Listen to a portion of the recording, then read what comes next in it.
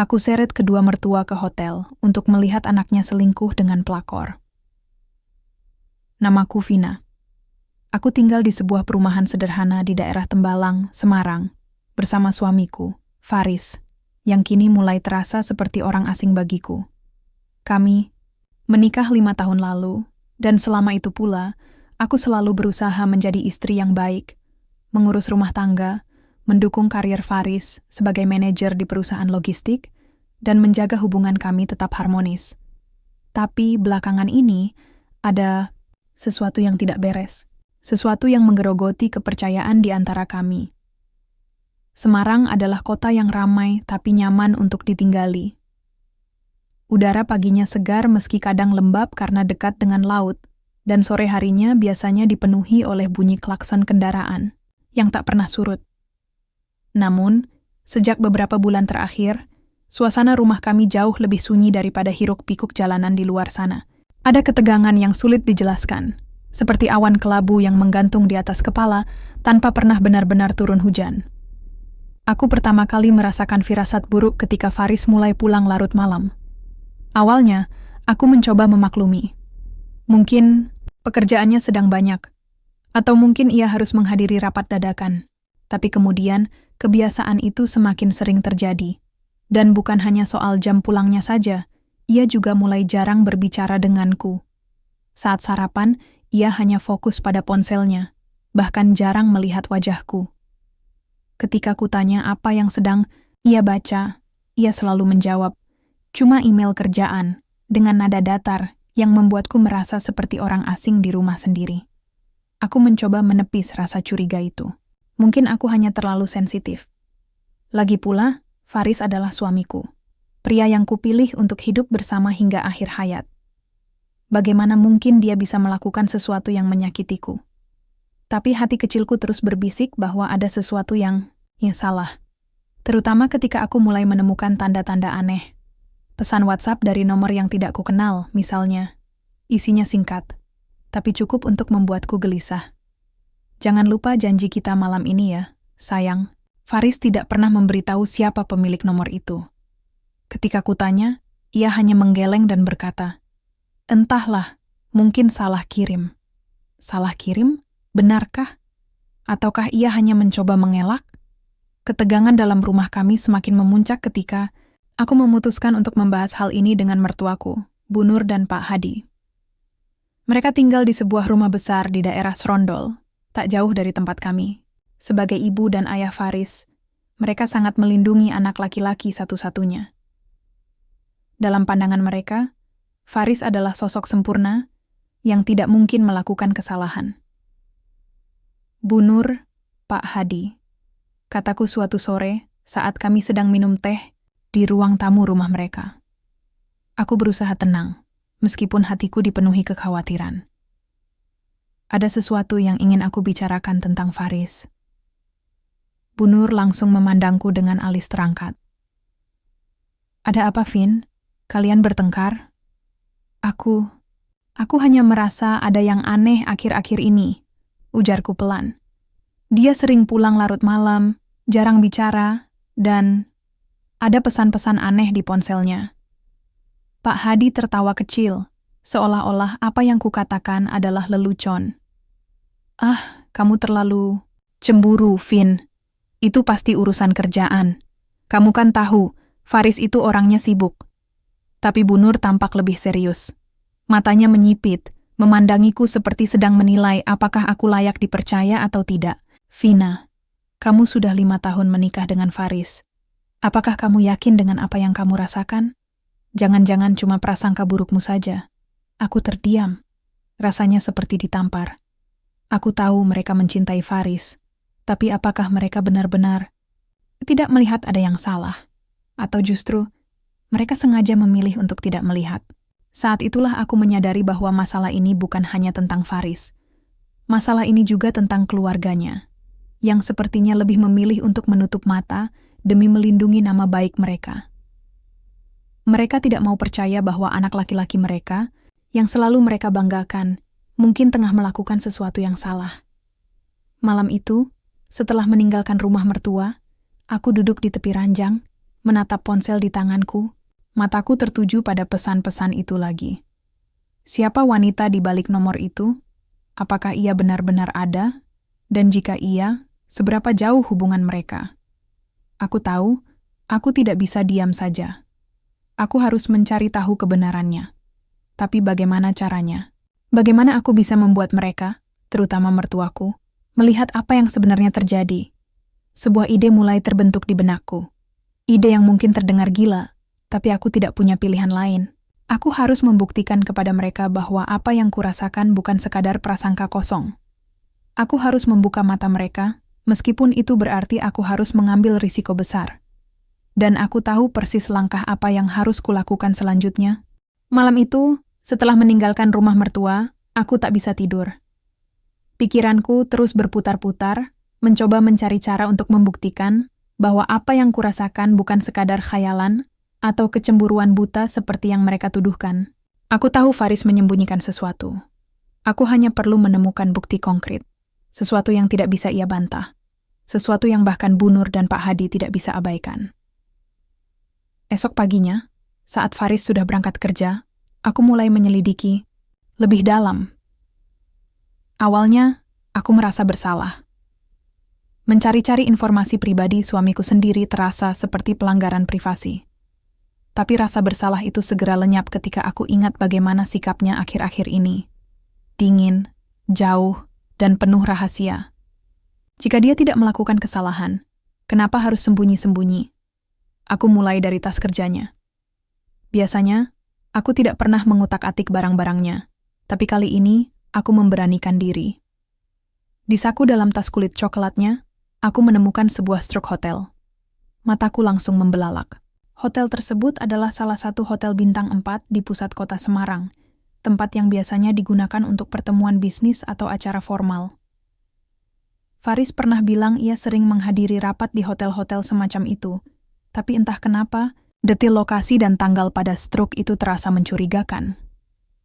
Tanggalnya adalah minggu lalu, hari di mana ia pulang larut malam dengan alasan lembur. Saat kutanyakan tentang rapatnya hari itu, ia hanya menjawab singkat, "Biasa saja, cuma evaluasi kinerja tim." Tapi jika benar-benar hanya rapat, kenapa ia harus check-in di hotel? Kenapa tidak langsung pulang ke rumah? Jantungku mulai berdebar, lebih kencang. Stroke itu mungkin saja bukti awal, tapi aku masih membutuhkan sesuatu yang lebih kuat. Aku kemudian memeriksa ponselnya. Kami menggunakan aplikasi pengamanan keluarga yang memungkinkan kami melacak lokasi satu sama lain jika ada keadaan darurat. Aku tahu ini bukan hal yang etis, tapi aku sudah sampai pada titik di mana aku tidak peduli lagi soal benar atau salah. Aku hanya ingin tahu kebenarannya. Setelah beberapa detik ragu, aku membuka aplikasi tersebut. Lokasi terakhir Faris ternyata berada di dekat hotel yang sama. Bukan di kantor, seperti yang selama ini ia klaim. Perlahan-lahan, teka-teki ini mulai tersusun. Tapi aku belum puas. Aku membutuhkan sesuatu yang lebih konkret. Sesuatu yang tidak bisa dibantah. Saat sore harinya Faris pulang, aku pura-pura tidak tahu apa-apa. Seperti biasa, ia duduk di ruang tamu, membuka ponselnya, tanpa berkata sepatah kata pun. Aku mengambil kesempatan itu untuk diam-diam mengamati gerak-geriknya. Ketika ia pergi ke kamar mandi, aku menyelinap masuk ke sakunya dan menemukan ponselnya. Dengan hati berdebar-debar, aku membuka WhatsApp-nya, dan disitulah aku menemukannya. Ada percakapan, panjang dengan nomor yang tidak dikenal. Nama kontaknya hanya tertulis sebagai R. Percakapan itu begitu intim, hingga membuat dadaku sesak membacanya. Mereka saling memanggil dengan panggilan sayang, membicarakan janji-janji bertemu, dan bahkan membahas rencana masa depan. Salah satu pesan Rani bahkan berbunyi, "Kamu yakin bisa meninggalkan Vina? Aku nggak mau jadi orang ketiga terus-menerus." Faris menjawab, "Sabar, Ran. Aku janji akan selesaikan semuanya. Kita cuma perlu waktu." Aku merasa seperti ada pisau yang menusuk langsung ke jantungku. Air mata langsung mengalir tanpa bisa kubendung. Semua kecurigaanku terbukti benar. Suamiku, pria yang kucintai selama 5 tahun ini, telah mengkhianatiku. Dan yang lebih menyakitkan lagi, ia bahkan sudah merencanakan sesuatu di belakangku tanpa sedikit pun rasa bersalah. Namun, meskipun aku memiliki bukti-bukti ini, aku tahu itu tidak akan cukup untuk meyakinkan mertuaku. Bu Nur dan Pak Hadi pasti akan tetap membela Faris, bahkan jika aku menunjukkan semua ini kepada mereka. Aku membutuhkan strategi lain, sesuatu yang lebih dramatis, sesuatu yang akan membuat mereka tidak bisa mengelak. Pada malam itu juga, aku memutuskan untuk mengambil langkah besar. Aku akan membawa mereka langsung ke hotel itu. Aku akan membuat mereka melihat sendiri apa yang terjadi. Mungkin ini terdengar gila, tapi aku tidak punya pilihan lain. Aku sudah terlalu lelah hidup dalam ketidakpastian, terlalu lelah berusaha meyakinkan orang-orang yang menolak untuk mendengarkanku. Esok paginya, aku menghubungi Bu Nur dan meminta mereka datang ke rumah. Ketika mereka tiba, aku langsung menunjukkan bukti-bukti yang kumiliki. Struk hotel, tangkapan layar percakapan WhatsApp, dan data lokasi dari aplikasi pelacak. Aku berharap mereka akan setidaknya mempertimbangkan kemungkinan bahwa Faris memang berselingkuh. Tapi reaksi mereka justru membuatku semakin frustrasi. Bu Nur menggeleng keras, wajahnya penuh dengan penyangkalan. Ini tidak mungkin, Vin. Kamu pasti salah paham. Faris itu anak baik. Dia tidak mungkin melakukan hal seperti ini. Pak Hadi bahkan lebih defensif. Vina, kamu terlalu banyak curiga. Ini semua hanya prasangka burukmu. Kamu harus lebih percaya padanya. Aku hampir putus asa mendengar jawaban mereka. Mereka benar-benar tidak mau melihat kenyataan, tapi aku tidak menyerah. Aku menatap mereka dengan tatapan tajam, mencoba menyampaikan betapa seriusnya situasi ini.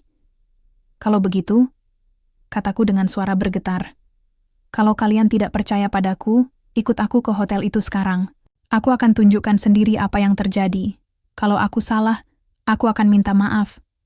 Tapi kalau aku benar, kalian harus siap menerima kebenaran. Bu Nur dan Pak Hadi tampak terkejut mendengar tantanganku. Mereka saling berpandangan, seolah ragu apakah harus mengikuti ide gilaku atau tidak. Tapi aku tidak memberi mereka pilihan. Aku sudah kehabisan kesabaran. Baiklah, kata Pak Hadi akhirnya. Meskipun nada suaranya terdengar enggan, kami akan ikut. Tapi kalau ini cuma fitnah, kamu harus bertanggung jawab atas semua ini.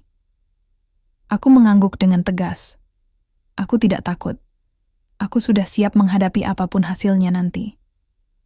Malam itu, kami bertiga naik mobil menuju hotel tempat. Faris sering menginap. Hatiku dipenuhi campuran antara kecemasan, kemarahan, dan harapan. Kemanapun malam ini membawa kami, aku tahu kehidupanku tidak akan pernah sama lagi. Mobil kami meluncur dalam keheningan yang berat. Aku duduk di kursi depan, sementara Bu Nur dan Pak Hadi duduk di belakang, saling berbisik dengan nada rendah. Sesekali aku mendengar mereka mengeluh tentang betapa tidak masuk akal tindakanku ini. Tapi aku tidak peduli. Aku sudah lelah berdebat. Yang penting sekarang adalah membawa mereka ke hotel itu dan menunjukkan kebenaran. Semarang malam itu terasa lebih sepi daripada biasanya. Lampu-lampu jalan memantul di kaca mobil, menciptakan bayangan-bayangan yang bergerak cepat di wajahku. Aku mencoba menenangkan diri, tapi jantungku berdegup kencang. Apa yang akan kami temukan di hotel itu? Bagaimana reaksi Faris ketika ia menyadari bahwa aku dan mertuaku berada di sana? Pikiran-pikiran itu terus berputar di kepala, membuatku semakin tegang. Setelah hampir setengah jam berkendara, kami akhirnya tiba di hotel tersebut. Bangunan itu tampak megah dengan lampu-lampu kuning yang hangat menyinari pintu masuknya. Aku parkir di area depan, lalu turun dari mobil dengan langkah mantap. Bu Nur dan Pak Hadi mengikutiku dengan ragu-ragu. Wajah mereka penuh keraguan dan ketidaknyamanan. "Kita mau ngapain di sini?" tanya Bu Nur dengan suara pelan, matanya memandang sekeliling seperti takut ada yang mengenalinya. "Kita cari Faris," jawabku tegas. Aku yakin dia ada di dalam. Pak Hadi menghela napas panjang, lalu berkata, "Vina, kalau ini cuman kesalahpahaman, kamu harus siap tanggung jawab ya." Aku hanya mengangguk singkat tanpa menjawab. Aku tahu mereka masih meragukanku, tapi aku tidak punya waktu untuk meyakinkan mereka lagi. Aku langsung menuju meja resepsionis, sementara Bu Nur dan Pak Hadi tetap berdiri agak jauh, seperti ingin menjaga jarak. "Selamat malam," kataku kepada petugas resepsionis yang tersenyum ramah. "Maaf, saya sedang mencari suamiku. Namanya Faris. Mungkin dia check-in di sini?" Petugas itu tampak bingung sejenak, lalu mengetikkan nama Faris di komputer. Setelah beberapa detik, ekspresinya berubah menjadi lebih serius. "Ya, benar. Ada tamu atas nama Faris. Dia check-in beberapa saat lalu." Jantungku langsung berdebar lebih kencang. Jadi, tebakanku benar. Dia memang ada di sini. "Boleh kasih tahu nomor kamarnya?" Tanyaku dengan nada memohon. Petugas itu menggeleng. "Maaf, Ibu. Kami tidak bisa memberikan informasi detail tamu tanpa izin dari yang bersangkutan." Aku menghela napas, lalu berbalik menatap Bu Nur dan Pak Hadi. "Dia ada di sini. Kita tinggal. Tunggu dia keluar atau naik lift saja." Bu Nur tampak mulai gelisah. "Vin, apa kita tidak salah tempat? Mungkin dia benar-benar ada rapat di sini." Aku menggeleng keras. "Tidak, Bu Nur. Dia di sini.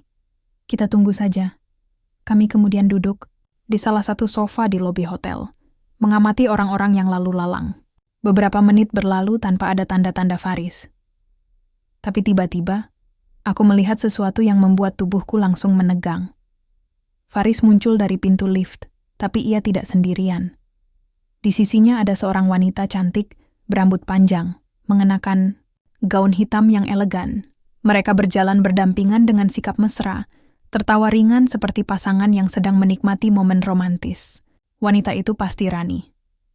Aku langsung merasa darahku mendidih. Mataku terpaku pada mereka, sementara Bu Nur dan Pak Hadi juga ikut melihat ke arah yang sama. Wajah Bu Nur tampak syok, sementara Pak Hadi langsung menggeleng-geleng, seolah-olah menolak untuk percaya pada apa yang dilihatnya. "Lihat, itu Faris," bisikku dengan suara gemetar. Dan wanita itu Rani. Bu Nur langsung berdiri, wajahnya penuh amarah. "Ini pasti salah paham. Kita harus bicara dengannya." Sebelum aku sempat menahan mereka, Bu Nur sudah berlari ke arah Faris dan Rani. Pak Hadi mengikutinya dengan langkah gontai, sementara aku berusaha mengejar mereka.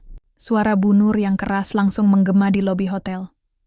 "Faris, apa yang kamu lakukan di sini? Siapa dia?" bentak Bu Nur, menunjuk Rani dengan tatapan marah. Faris tampak kaget bukan main. Matanya membelalak, lalu beralih dari Bu Nur ke Rani, seperti mencoba mencari cara untuk menjelaskan. Rani sendiri tampak panik, wajahnya memerah karena malu. "Bu, Pak, ini bukan seperti yang kalian pikirkan," ujar Faris terbata-bata, suaranya terdengar cemas. "Bukan seperti yang kami pikirkan. Lalu bagaimana? Kamu bilang kamu lembur, tapi ternyata kamu di sini dengan wanita asing," balas Bu Nur, suaranya semakin meninggi. "Para tamu hotel lain mulai memperhatikan kami, tapi aku tidak peduli. Semua emosiku selama ini akhirnya meledak." Aku maju ke depan, menatap Faris dengan mata penuh kemarahan. "Jadi, ini alasannya kenapa kamu selalu pulang larut malam ya? Ini alasannya kenapa kamu jarang bicara denganku. Kamu lebih memilih dia daripada aku." Tuduhku. Suaraku bergetar karena campuran kemarahan dan kekecewaan. Faris tampak semakin gugup. Ia mencoba menjelaskan, tapi kata-katanya terdengar kacau dan tidak meyakinkan. "Vina, aku bisa jelaskan. Ini semua rumit." "Rumit?" potongku dengan nada sinis. "Yang rumit itu adalah kamu membohongiku selama ini. Kamu bahkan berani merencanakan masa depan dengan dia." Bu Nur dan Pak Hadi tampak terguncang. Mereka saling berpandangan, seolah-olah tidak percaya bahwa anak mereka bisa melakukan hal seperti ini. Bu Nur langsung menangis, sementara Pak Hadi hanya diam, wajahnya penuh kekecewaan. "Apa yang sudah kamu lakukan, Faris?" tanya Pak Hadi dengan suara berat, penuh kepedihan. Faris tidak menjawab. Ia hanya menunduk, seperti orang yang sudah kehabisan alasan. Rani, di sisi lain, tampak semakin canggung. Ia mencoba berbicara, tapi tidak ada yang mendengarkannya. Baiklah, kataku akhirnya, suaraku lebih tenang namun tetap dingin. Kalau begitu, ayo kita selesaikan ini sekarang juga. Kita ikuti mereka ke kamar. Biar mereka sendiri yang tunjukkan apa yang sebenarnya terjadi. Bu Nur dan Pak Hadi tampak ragu, tapi aku tidak memberi mereka pilihan. Aku langsung berjalan ke arah lift, memaksa Faris dan Rani mengikutiku. Mereka tidak bisa menghindar lagi. Malam ini, semua kebohongan akan terungkap. Kami semua masuk ke lift dalam keheningan yang menyesakkan. Udara di dalam lift terasa begitu berat. Seolah-olah setiap detik yang berlalu membawa kami semakin dekat pada kebenaran yang mungkin tidak akan pernah bisa kuterima sepenuhnya. Faris tampak gelisah. Matanya terus bergerak dari satu wajah ke wajah lain, mencoba mencari jalan keluar dari situasi ini. Rani, wanita itu, hanya menunduk, wajahnya penuh rasa bersalah dan malu. Sedangkan Bu Nur dan Pak Hadi duduk di sudut lift dengan ekspresi kosong, seperti orang-orang yang baru saja disambar petir. Aku sendiri berdiri tegak, meskipun hatiku hancur berkeping-keping. Aku tahu bahwa apapun yang akan terjadi setelah pintu lift ini terbuka, hidupku tidak akan pernah sama lagi. Tapi aku sudah sampai di sini. Aku sudah melangkah terlalu jauh untuk mundur.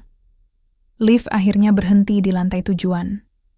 Pintu terbuka, dan kami semua keluar tanpa suara. Faris berjalan di depan, langkahnya gontai seperti orang yang sedang menuju tiang gantungan. Setelah beberapa saat berjalan menyusuri koridor hotel yang sunyi, kami sampai di depan kamar yang sesuai dengan nomor yang disebutkan petugas resepsionis. Faris mengeluarkan kartu akses kamarnya dengan tangan gemetar, lalu membuka pintu. Saat pintu terbuka, aku langsung merasakan sesuatu yang aneh. Suasana di dalam kamar itu tidak seperti yang kubayangkan. Tidak ada barang-barang yang berserakan. Tidak ada jejak aktivitas romantis apapun. Bahkan, tempat tidur masih rapi, seperti belum tersentuh sama sekali. Semua itu membuatku ragu. Apakah aku salah paham? Apakah aku terlalu cepat mengambil kesimpulan? Tapi sebelum aku bisa mempertanyakan apapun, mataku menangkap sesuatu yang membuatku terdiam. Di meja kopi di sudut ruangan, ada 2 gelas minuman yang belum habis, serta sebuah ponsel yang tergeletak terbalik. Ponsel itu tampak familiar. Ponsel Faris. Faris, kataku dengan suara dingin. Kenapa ponselmu ada di sini? Faris langsung menoleh, wajahnya pucat seperti mayat. Ia mencoba menjawab, tapi suaranya tercekat di tenggorokan. Saat itulah aku mendengar suara dering telepon. Ponsel Faris bergetar di atas meja, menampilkan nama kontak yang membuat darahku mendidih. Rani. Aku langsung mengambil ponsel itu dan menjawab panggilan tersebut tanpa pikir panjang. Suara di ujung telepon terdengar cemas. Faris, kamu sudah sampai di kamar? Tanya suara wanita itu. Suara yang sama persis dengan wanita yang ada di hadapanku sekarang. Aku menahan napas, lalu menjawab dengan nada sinis. Maaf, ini bukan Faris, ini Vina, istrinya. Suara di ujung telepon langsung terdiam. Beberapa detik kemudian, wanita itu berkata dengan nada panik. Vina, maaf, aku tidak tahu kalau kamu. Aku langsung memutus panggilan itu. Mataku beralih ke Rani, yang tampak semakin ketakutan. Jadi, ini cara kalian berkomunikasi ya? Dengan pura-pura tidak saling kenal, Rani tidak menjawab. Ia hanya menunduk. Air mata mulai mengalir di pipinya. Faris mencoba mendekatiku, tapi aku langsung menghindar dengan gerakan kasar. Cukup, Faris, bentakku. Aku sudah cukup melihat kebohonganmu. Namun, tepat saat aku hendak melanjutkan omelan itu, aku mendengar sesuatu yang lebih mengejutkan. Teleponku berdering lagi, kali ini dari nomor yang tidak kukenal. Aku menerima panggilan itu, dan suara yang keluar membuatku tercengang. Vina, sudah cukup. Jangan lanjutkan ini, kata suara itu. Itu adalah Bu Nur. Aku langsung memandang mertuaku dengan tatapan tak percaya. Bu Nur, kenapa ibu meneleponku dari nomor ini? Bu Nur tampak semakin gugup. Dia berusaha menjelaskan, Tapi aku sudah mulai menyadari sesuatu yang jauh lebih besar di balik semua ini. Aku langsung membuka riwayat panggilan di ponsel Faris dan menemukan puluhan panggilan dari nomor yang sama, nomor yang digunakan Bu Nur untuk menghubungi Rani. Mataku membelalak, jantungku rasanya mau copot. Jadi, kalian sudah tahu? Tanyaku dengan suara bergetar. Ibu dan Pak Hadi, kalian sudah tahu tentang hubungan Faris dan Rani ini sejak awal? Bu Nur langsung menunduk, wajahnya penuh rasa bersalah. Pak Hadi mencoba berbicara, tapi suaranya terdengar berat dan tersekat-sekat. Vina, ini rumit. Kami cuma ingin melindungi keluarga. Melindungi keluarga? Dengan membiarkan Faris selingkuh di belakangku? Balasku, suaraku meninggi karena kemarahan. Kalian memilih diam demi nama baik keluarga, sementara aku hidup dalam kepalsuan selama berbulan-bulan. Bu Nur akhirnya angkat bicara. Suaranya bergetar karena emosi. Kami hanya ingin menjaga semuanya tetap utuh, Vin. Faris bilang dia masih ingin memperbaiki hubungan kalian, tapi dia butuh waktu. Kami hanya mencoba membantu. Membantu? Potongku dengan nada sinis. Ini bukan membantu, Bu. Nur, ini pengkhianatan. Kalian memilih untuk menutup mata demi kepentingan kalian sendiri, sementara aku harus menderita karena kebohongan ini. Faris akhirnya angkat bicara, suaranya penuh penyesalan. Vina, aku minta maaf. Aku memang salah. Tapi aku tidak tahu bagaimana caranya menghentikan semua ini. Aku terjebak. Aku tertawa getir. Air mata mulai mengalir di pipiku. Terjebak? Kalau kamu benar-benar ingin keluar dari hubungan ini, kamu bisa bicara denganku. Kamu bisa jujur padaku. Tapi ternyata, kalian semua lebih memilih untuk berbohong dan memanipulasiku. Ruang kamar itu dipenuhi oleh keheningan yang menyakitkan. Semua orang tampak terguncang, termasuk aku sendiri. Aku tidak pernah menyangka bahwa mertuaku juga terlibat dalam kebohongan ini. Mereka tidak hanya membela Faris, tapi juga aktif menutupi perselingkuhannya agar nama baik keluarga tetap terjaga. Aku merasa seperti orang bodoh. Selama ini, aku berusaha keras untuk menjadi istri yang baik, berharap bisa memperbaiki hubungan kami. Tapi ternyata, aku hanya menjadi korban dari konspirasi keluarga mereka. Mereka tidak pernah benar-benar peduli padaku. Yang mereka pedulikan hanyalah citra keluarga mereka di mata masyarakat. Baiklah, kataku akhirnya. Suaraku lebih tenang, namun dingin. Kalau ini cara kalian menjaga keluarga, maka aku tidak ingin menjadi bagian dari keluarga ini lagi. Bu, Nur langsung menangis, mencoba mendekatiku. Vina, tolong, jangan putuskan sesuatu yang gegabah. Kami bisa memperbaiki ini. Memperbaiki? Potongku dengan tawa pahit. Tidak ada yang bisa diperbaiki, Bu Nur. Kalian sudah menghancurkanku, dan aku tidak akan membiarkan kalian melakukannya lagi. Aku langsung berbalik, meninggalkan kamar itu tanpa menoleh lagi. Langkahku mantap, meskipun hatiku hancur berkeping-keping. Aku tahu, inilah akhir dari segalanya. Tapi aku juga tahu, aku tidak bisa kembali ke kehidupan yang penuh kepalsuan ini lagi.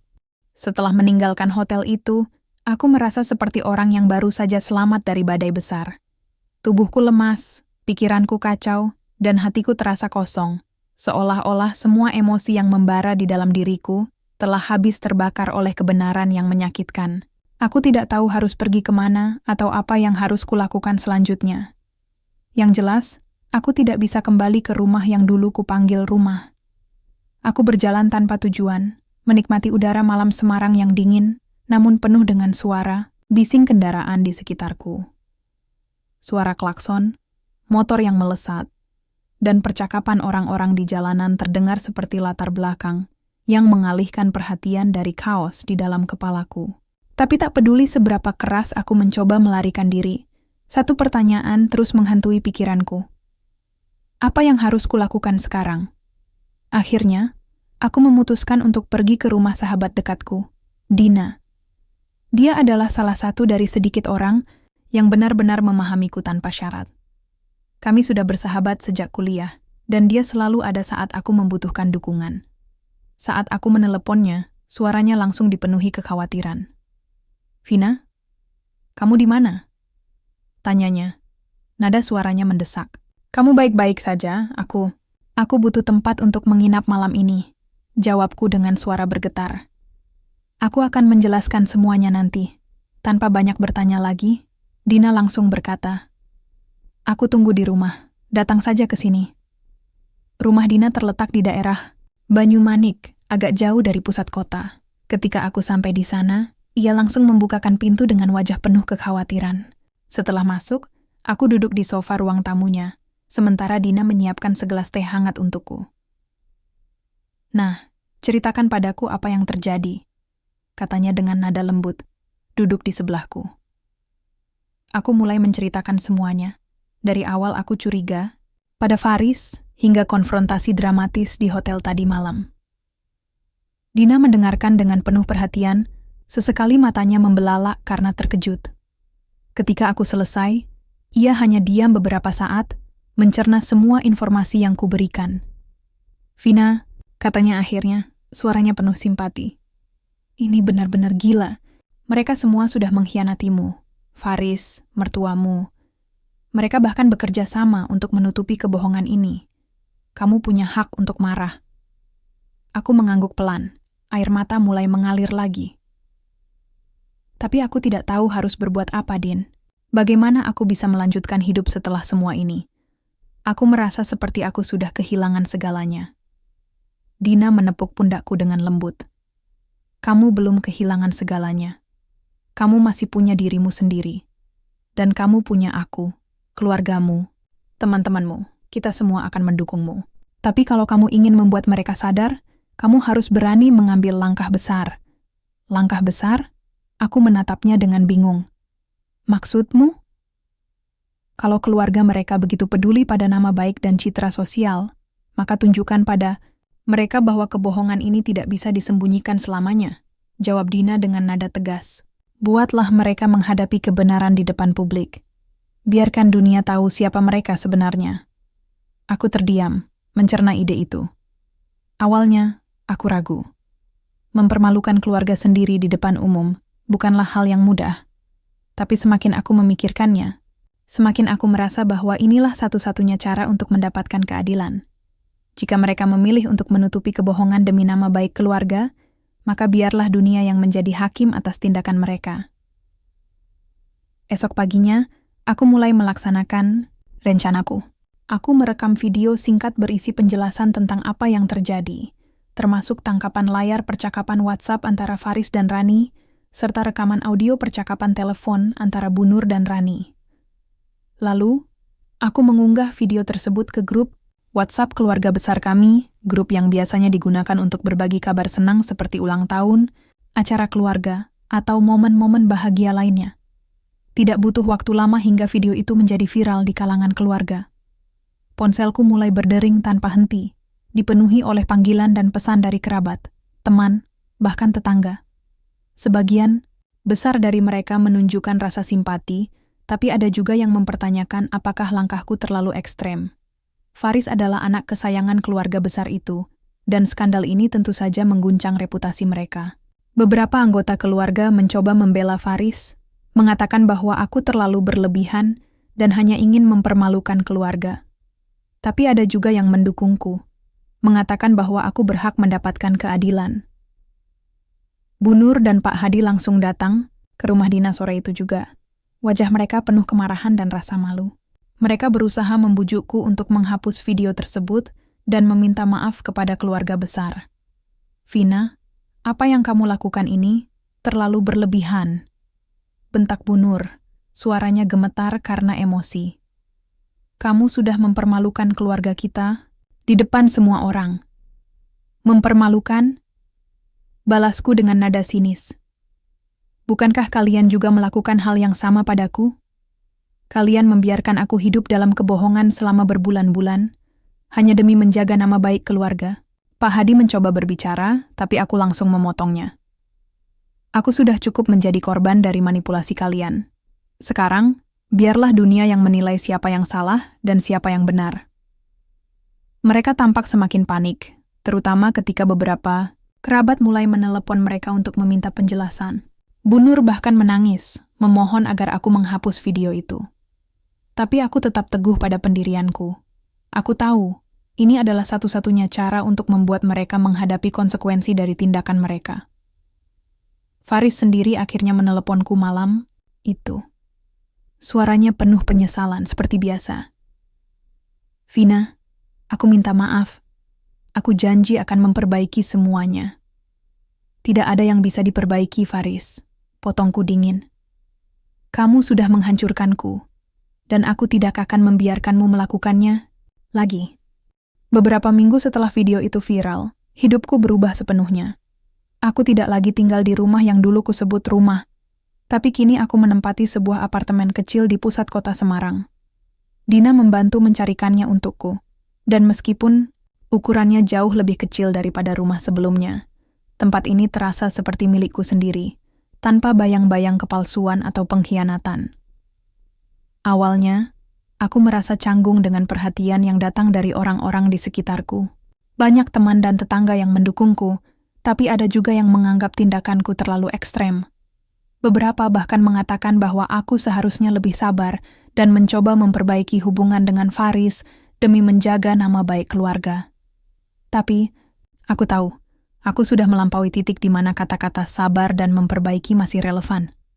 Aku sudah memberikan segalanya untuk pernikahan itu, dan pada akhirnya, aku hanya mendapatkan kepalsuan dan luka. Faris dan mertuaku mencoba meminta maaf berkali-kali. Mereka bahkan datang ke apartemen baruku suatu sore. Wajah mereka penuh rasa bersalah dan penyesalan. Bu Nur menangis tanpa henti, sementara Pak Hadi berusaha menjelaskan bahwa mereka hanya ingin melindungi keluarga. Tapi aku tidak bisa lagi mendengarkan alasan mereka. Aku sudah cukup banyak mendengarnya selama ini. Kalian semua sudah membuat pilihanku, kataku dengan nada dingin, menatap mereka satu persatu. Aku tidak akan kembali ke kehidupan yang sama. Aku tidak bisa. Bu, Nur langsung meraih tanganku, air matanya mengalir deras. Vina, tolong. Kami benar-benar minta maaf. Kami salah. Kami cuma ingin kamu bahagia. Aku tidak bisa bahagia dengan cara seperti itu, potongku dengan tegas. Aku butuh kejujuran. Aku butuh kebebasan. Dan aku tidak akan mendapatkannya jika aku tetap tinggal dalam keluarga yang penuh kepalsuan. Mereka tampak terguncang, tapi aku tahu mereka tidak bisa membantah apa yang kukatakan. Setelah beberapa saat diam, Faris akhirnya angkat bicara. Suaranya bergetar, penuh penyesalan. Vina, aku janji akan berubah. Aku akan menceraikan Rani. Aku akan kembali padamu. Aku tertawa getir, menggeleng pelan. Tidak, Faris. Aku tidak bisa percaya padamu lagi. Kamu sudah memilih jalurmu sendiri. Sekarang, biarkan aku memilih jalurku. Setelah itu, aku menutup pintu apartemenku, meninggalkan mereka di luar. Aku tahu, inilah akhir dari segalanya. Aku tidak akan pernah kembali ke kehidupan yang sama. Ini adalah awal dari sesuatu yang baru. Sesuatu yang mungkin tidak mudah, tapi setidaknya jujur. Hidup sebagai janda di usia muda bukanlah hal yang mudah di Indonesia. Di mata masyarakat, status itu seringkali dipandang negatif, seolah-olah aku telah gagal dalam peran sebagai istri. Ada banyak pertanyaan yang harus kuhadapi. Kenapa aku memilih bercerai? Apakah aku tidak takut hidup sendiri? Apakah aku tidak ingin mencoba memperbaiki hubungan? Pada awalnya, aku merasa sulit menjawab pertanyaan-pertanyaan itu. Aku takut dinilai buruk oleh orang lain, tapi kemudian aku sadar, aku tidak hidup untuk memenuhi ekspektasi orang lain. Aku hidup untuk diriku sendiri. Jika aku harus dikritik karena memilih kebahagiaan dan kebebasanku, maka biarlah. Itu adalah risiko yang harus kupertanggungjawabkan. Untuk pertama kalinya dalam bertahun-tahun, aku mulai fokus pada diriku sendiri. Aku kembali bekerja, melanjutkan karier yang sempat kutinggalkan demi mendukung Faris. Pekerjaanku sebagai desainer interior ternyata membawa banyak peluang baru, dan aku mulai merasa puas dengan pencapaian-pencapaian kecil yang kudapatkan. Aku Juga mulai menghabiskan waktu lebih banyak dengan sahabat-sahabatku, termasuk Dina, yang selalu ada di sisiku ketika aku membutuhkan dukungan. Yang paling penting, aku mulai belajar mencintai diriku sendiri. Selama bertahun-tahun, aku selalu berusaha menjadi istri yang sempurna, berharap bisa memenuhi ekspektasi suamiku dan keluarganya. Tapi sekarang aku tahu, tidak ada yang namanya sempurna. Yang ada hanyalah manusia, dengan segala kelebihan dan kekurangannya. Dan aku tidak perlu merasa bersalah karena menjadi diriku sendiri. Suatu sore, aku duduk di balkon apartemenku, menikmati pemandangan kota Semarang yang dipenuhi lampu-lampu malam. Udara dingin menyentuh kulitku, tapi hatiku terasa hangat. Aku merasa lega, seperti beban besar yang selama ini menghimpit dadaku akhirnya terangkat. Aku tidak tahu apa yang akan terjadi di masa depan. Mungkin suatu hari nanti aku akan bertemu seseorang yang bisa mencintaiku dengan tulus, tanpa syarat. Atau mungkin aku akan memilih untuk hidup sendiri, menikmati kebebasan yang selama ini kucari. Tapi yang pasti, aku sudah siap menghadapi apapun yang akan datang. Sebab, untuk pertama kalinya dalam hidupku, aku merasa damai dengan diriku sendiri.